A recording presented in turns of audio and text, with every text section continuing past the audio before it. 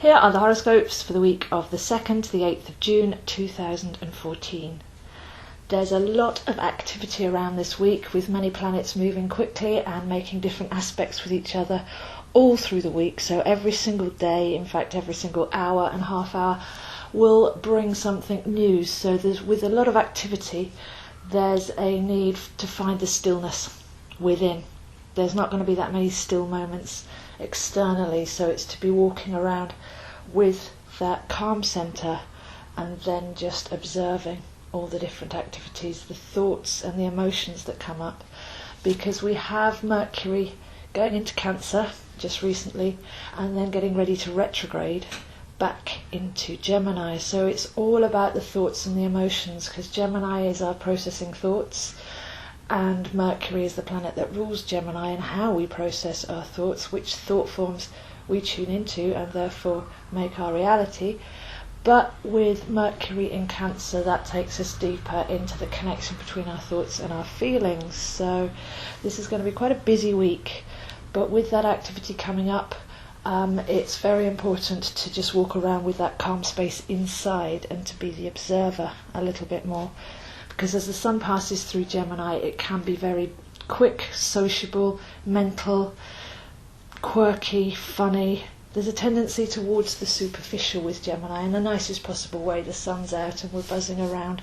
There's lots of activity and we can get wrapped up in that world.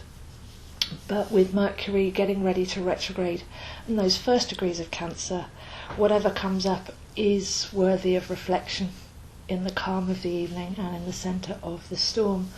So that said, it's not actually that stormy, it's just lots of activity. Depending on your own chart, where that will affect you is to do with the position of the planets in your own natal chart, but it's hard to tell because with so much going on, everybody's going to feel this one a little bit differently.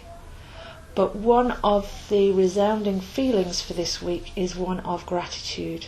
There's a harmonic on Monday between the Sun and Mars, which is very expansive, and it feels like finally, since last October, we've been doing all this subconscious clearing and facing our demons and really cleansing our subconscious, and it feels like finally there's a chance now to let that space attract in bigger and better, living from expanded consciousness. So Monday, Tuesday, Wednesday and Thursday, I feel that if we can just show gratitude and actually allow that space, that wavelength to resound outwards, we've got a chance of not even setting intentions, but just naturally attracting, magnetising to ourselves that which we truly want, having cleared out all the isms and schisms since last October. So a great feeling of gratitude, depth and beingness, even though everything's buzzing on the outside, and it would be easy to get caught up in the distraction and the sociability of the week. So we need to keep that balance within ourselves, but don't we always? So this will be a great learning curve for anybody that gets caught up easily in the little details and forgets to stop and observe the bigger picture. So there's a feeling here, especially on Thursday, of soul purpose, because we've often set our goals from what we thought we want or what we should do or what we always wanted.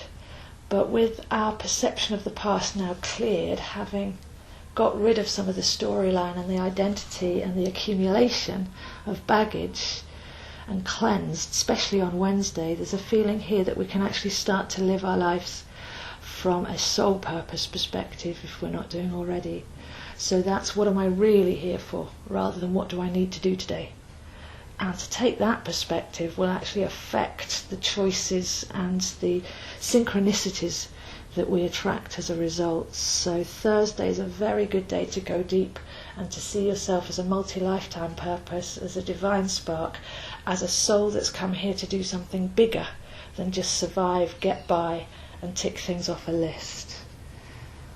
By Saturday we have Mercury going retrograde, as I've mentioned. So when Mercury goes retrograde, and there's a whole page on my website about this with all the dates and everything, so I'll put the link in.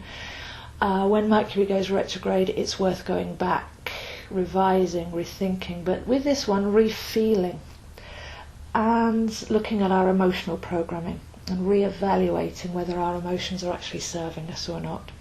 There can be reunion, so there will be people coming back into our lives that we are on the same wavelength with, and that we can emote with people that we may have missed, or relationships that may have fallen by the wayside. So there's a lovely feeling of reunion and recalibration on the emotional levels going on there.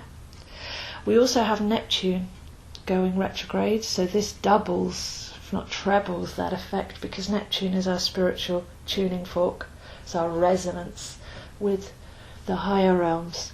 So with Neptune going retrograde, normally about 5-6 months, it's a long one, then we've got a chance to go in and really feel our inner tone and start to live from there. So that goes really well with the other activity earlier on in the week.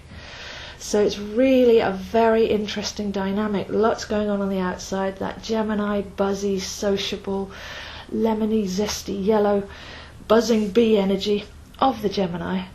But deep within, the calm blue waters of Cancer and Neptune in Pisces, saying yes, but feel into what really matters. You may get flashes of past lives, but that soul awareness of who you are and what you've really come here to do, once we've deprogrammed the current identity story, will be deeply rewarding. So it's a time for introspection and keeping that sense of balance on the inside. So those are the horoscopes for this week, and I'll see you next week.